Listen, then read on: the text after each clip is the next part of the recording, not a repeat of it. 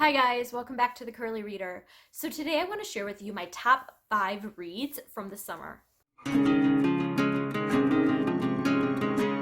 This summer I read 40 books, and out of those 40 books, I had 5 5-star reads. One of those was the short story that I read though, and so that's going to get kind of a half point on this. I'm going to share with you one of my 4-star reads, my favorite 4-star read from this summer. But yeah, so not a lot of 5-star reads out of 40 books. It was not a particularly high quality reading summer, but I was able to get through quite a bit. I think going forward, I'm really gonna start honing in on picking books that I think I'm gonna love, because it's really hard for me to give out a 5-star, and I really want to be reading more things that I love and not just things that I like. So anyway, these though are the top 5 books that I read this summer. I'm gonna go in order from least to most liked. I don't think that made sense, but whatever. We're going with it. So coming in at slot number 5 is Jurassic Park by Michael Crichton. I read this during Reading Rush, and this has been on my TBR for forever. This has been one that I have owned for years, and I've been wanting to read for years and years, and I finally made it happen during Reading Rush. And then watched the movie right after. I'm currently in the middle of reading The Lost World, which I'm not loving as much, but whatever. But this was great. I ended up giving this one 4 stars. This is my 1 4-star mention in this video. But the reading experience of reading this was fantastic, and it made me remember why I loved Michael Crichton's work. Given I'm realizing now in reading the next one that not all of Michael Crichton's work is great, but I did love this one. So this is fantastic. There's a lot of science in this one, and it's obviously about dinosaurs. So coming in at slot number 4 is March, Book 1 by John Lewis. This is a graphic memoir by John Lewis, who is a congressman. He also took part in the civil rights movement in the 1960s, and this is kind of his story of how he got into that and what he was able to do throughout the civil rights movement. And it was absolutely fantastic, and I really can't wait to read the next 2 books in this kind of trilogy. I guess it's a trilogy. There's 3 books, but I'm really excited to continue on with these books. So that was number 4. Coming in at slot number 3 is The War That Saved My Life by Kelly Brubaker Bradley. And this is one that I read as part of my In Real Life book club back in June. And this is a middle grade historical fiction that follows our main character, who has a club foot, and she lives in London with her mother, who is severely abusive. And when they are evacuating the children during World War II, she ends up getting on a train and leaving to go live out in the country. And she ends up living with her brother and an older single woman. And it's a great story about grief and about acceptance and about learning self-worth. This deals a lot with anxiety in the young girl and how she deals with it, and I think that this really portrays anxiety in a very good way. It's very realistic, and yeah, so I just thought that this book was absolutely wonderful, and I wish more people would read it. So definitely love that one. Coming in at spot number 2 is Roller Girl by Victoria Jameson, and this is a middle grade graphic novel that I read. It is a Newbery Honor book, and this book, my kids have had this for quite a while, over a year, and they have been asking me to read it, and I just never really was interested in it. But I ended up reading it. I was looking for a birthday gift for one of my daughter's friends, and her mom said that she liked to read graphic novels, and so when it's getting something for my own kid, it's one thing, but when it's getting something for somebody else's kid, I don't want to give them something that has like questionable content in it or anything. I don't know.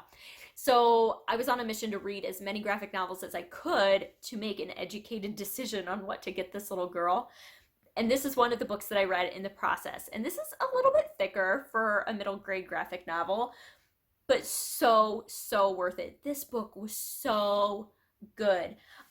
This is a story about, I'm trying to remember what the main character's name is. Oh, Astrid. I knew that. So this is a story about Astrid, whose mom takes her to see a roller derby competition, and she becomes obsessed with it. She is just convinced she's going to go to derby camp over the summer, and she's going to be the best roller derby player that there is, and tells her friend, we're going to do roller derby camp this summer. But her friend doesn't want to do roller derby camp. She wants to do ballet camp. And so she gets really, really hurt because her friend doesn't want to participate with her, and she has no skating experience. So she shows up at this roller derby camp and is the worst participant. She has the least amount of skill. And this is just about working hard for your goals, even when you're struggling, to keep working hard. There is a lot in here about friendship and about reaching out to old friends, and about how all friendships aren't meant to last, and that's okay, and when to hold on and when to let go. There's a whole section in this book about confiding in your parents and talking to them when you're having problems, and how parents can be understanding while still holding their ground and making you take accountability for your actions, which as a parent myself, I loved. And the other thing that this book touches on is when you are competing or playing sports, or not necessarily even sports, but just in life, when you're on a team, it's sometimes necessary to kind of sacrifice your own recognition in order for someone else on the team to be able to have their moment. And this was just absolutely fantastic.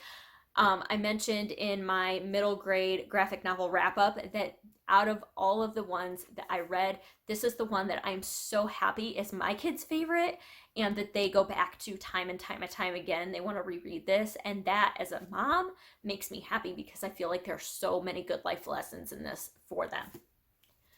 So that was number 2. And then coming in at number 1, my favorite book that I read this summer was Hum If You Don't Know the Words by Bianca Marais. This is one that I buddy read with Krista at Books and Jams in June.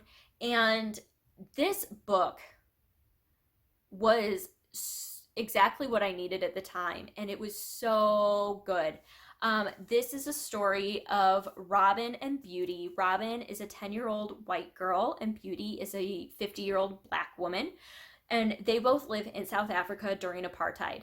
And if you don't know, apartheid is a time in South African history where they pretty much legalized racism. That's the way that the government was working at the time, and it was not okay, and it was horrific. And throughout the book, you read on how white people were treating black people and how awful it was. But throughout this story, these two women's lives intersect, and Robin's parents are killed by 2 black people, and Beauty's teenage daughter goes missing during the Soweto youth uprising, which actually took place during that time. It is set in the 1970s, and it was just so beautiful. Bianca Marais' writing in this was just absolutely breathtaking. There were passages throughout this that, as Krista and I were talking back and forth, were just life-changing, and it really made you think about your own life and how your attitude towards things and your faith, and just it was just so good. And so this hands down was my favorite book I read this summer, if not my favorite book of the year so far. And I highly, highly recommend this. If you have not gotten your hands on this yet, please go read this, because more people need to be reading this. And then the last book I wanted to mention is The Evidence of the Affair, which is the one short story that I gave 5 stars to this summer. It is by Taylor Jenkins Reid. It is an epistolary short story, and the first letter in it is from the female character, and she is writing the male character, basically saying, hey, I don't know you, you don't know me, but I'm pretty sure my husband is having an affair with your wife. And it just goes from there. And it's just a series of letters that they write back and forth to each other. And it was so well done and such a great, great short story. So definitely go read that if you can. That one, I believe you have to access through Kindle. It's free for Prime users. I don't know about not Prime users, but I was able to just get on Kindle and download it for free because I am a Prime member. But other than that, I know it's like a Kindle exclusive, though, I'm pretty sure. So those are my top reads of the summer. If you have read any of these books, please comment down below and let me know what you thought of them. And if there are any in here that you think you might like to read, let me know that as well. What was your favorite read from this summer? I'd love to hear that. And I hope that you had a fantastic reading summer as summer's winding down now. I hope that you're going into a great fall and you are all prepped for all your amazing fall reads. And yeah, other than that, I hope that you enjoyed this and I hope that you stick around and subscribe. And until next time, see ya!